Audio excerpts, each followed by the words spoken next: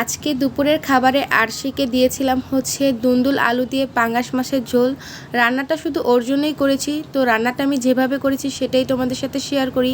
Hello everyone, আসসালামু আলাইকুম। প্রথমেই রান্নার সব সামগ্রিক আমি ধুয়ে ক্লিন করে রেডি করে নিয়েছি। এখানে হচ্ছে আমি নিয়েছি দুন্দুল, আর এটা হচ্ছে আমাদের গাছের একদম তাজা সবজি দিয়ে আরশিকে রান্না করে দিব। তারপর এখানে আমি আলু কুচি করে নিয়েছি যেভাবে আমি রান্নাতে দিব।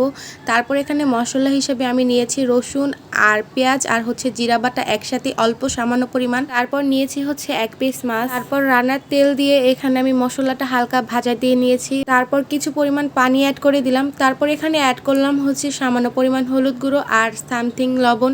যেহেতু আরশি এখন লবণ ছাড়া খাবার খায় না, যারা আমার এই ভিডিওটা দেখতেছেন আপনাদের বাচ্চার বয়স যদি 1 বছরের নিচে হয় আপনারা লবণটা ব্যবহার করবেন না। আর যে সমস্ত বেবিরা লবণ ছাড়া খাবার খেতে চায় না তাদের খাবারের পরিমাণ মতন ব্যবহার করতে পারেন, এই আর কি।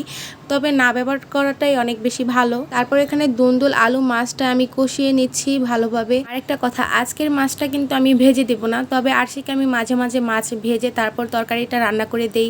আবার মাঝে মাঝে এইভাবে তরকারির সাথে একসাথেই বসিয়ে দিই যদি সময় হাতে বেশি না থাকে, এই আর কি। তো আজকে মাছটা আমি তরকারির সাথেই কষিয়ে তারপর পানি দিয়ে বসিয়ে দিলাম।